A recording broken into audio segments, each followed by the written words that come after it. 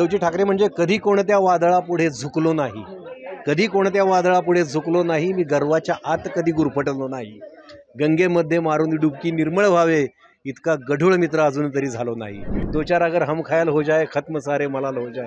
तर आता आजकाल गढूळलेल्या सगळ्या वातावरणात अशी माणसं जवळ असणे की जी माणसातली माणसं आहेत. खरं तर मी कलाकार आहे, मी राजकारणाचा विचार कधी करत नव्हतो, कधीही राजकारणात जाणं माझ्या स्वप्नात सुद्धा नव्हतं, पण आजच्या भोवतालात मला वाटलं की हे गरजेचं आहे. उद्धव ठाकरेसारख्या पक्षामध्ये तुम्ही एंट्री केली त्याबद्दल तुम्ही काय सांगता? आता आपण खरं तर गझलच्या कार्यक्रमाला आलोय, पण ठीक आहे की पण त्यातल्या त्यात म्हणजे मी तेच सांगतोय की कलाकार म्हणजे गझल, आता आपण ह्याच्यात आलोय, कवी मनाची माणसं मला खूप आवडतात. मी मगाशी सांगितलं हम ख्याल मित्र मला खूप आवडतात. तसंच उद्धवजी ठाकरे राजकारणातला एकमेव असा माणूस आहे की जो आहे कलाकार आहे, जो फोटोग्राफीचा छंद आहे, त्यांच्या घरात कलाकारांना कलेला आदर दिला जातो खूप पूर्वीपासून, म्हणजे त्यांच्या 3 पिढ्यांमध्ये हे सुरू आहे.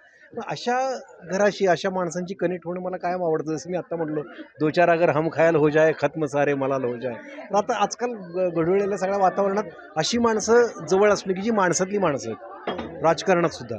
तर त्यामुळे मी विचार केला की आपण आत्ताची परिस्थिती खूप बिघडलेली आहे.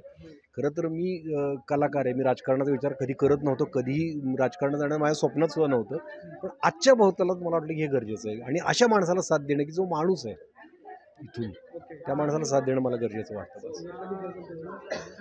राज ठाकरेंबद्दल गेल्या 2 दिवसाखाली राज ठाकरेंनी वक्तव्य केलं की मराठी कलाकारांबद्दल, तर त्याबद्दल तुम्ही काय सांगता?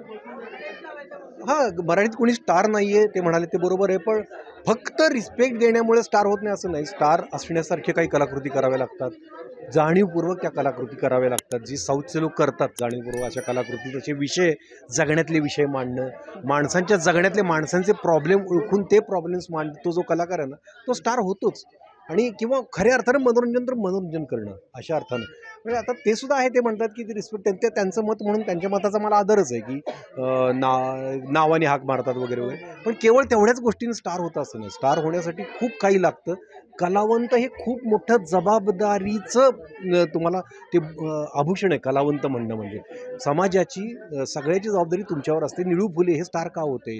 आणीबाणीच्या काळात रस्त्यावरून भाषणं केलेली आहेत त्यांनी, आणि त्यांनी समाज जागृतीचं कामही केलेलं आहे. आणि मग त्यांना समाजात गेल्यामुळे समाजातली माणसं कळतात, समाज व्यवस्था कळते, माणसं कळतात, माणसांचं जगणं कळतं, सुखदुःख कळतात. मग ती सुखदुःख आपण कलावंत म्हणून उतरवू शकतो. आणि राज ठाकरे सुद्धा खूप चांगले कलाकार आहेत, व्यंगचित्रकार आहेत, त्यांना सुद्धा ही माहिती आहे. आणि त्यांचं मत सुद्धा ते ठीक आहे की तुम्ही आदर देत नाही, ते पण आहे, आदराचा तर खूप मोठा भाग आहे, पण ठीक आहे आपण ते पण गृहीत धरूया. पण कलाकृती चांगल्या आल्या पाहिजेत आणि त्यात वजनदार कलाकृती आल्या पाहिजेत, आशयघन कलाकृती आल्या पाहिजेत, तर स्टार नक्की होतील मराठीत.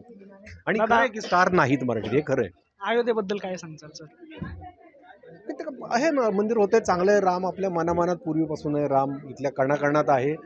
राम आपल्या सगळ्यासाठी पूजनीय आहे, आणि रामाचं मंदिर इथे आपल्या मनात आहे, आणि ते होत आहे, चांगली आनंदाची गोष्ट आहे. उद्धव साहेबांबद्दल एखादी गझल सांगताल? उद्धव साहेबांबद्दल गझल म्हणजे आत्ता मारुतीरायाचीच गझल जी ऐकली ना, उद्धव साहेबांचं ते वृत्ती आहे की उद्धवजी ठाकरे म्हणजे कधी कोणत्या वादळापुढे झुकलो नाही, कधी कोणत्या वादळापुढे झुकलो नाही, मी गर्वाच्या आत कधी गुरफटलो नाही, गंगेमध्ये मारून डुबकी निर्मळ व्हावे इतका गढूळ मित्र अजून तरी झालो नाही. हे उद्धवजींसाठी मला म्हणावंसं वाटतं. छान. Thank you sir. थँक्यू.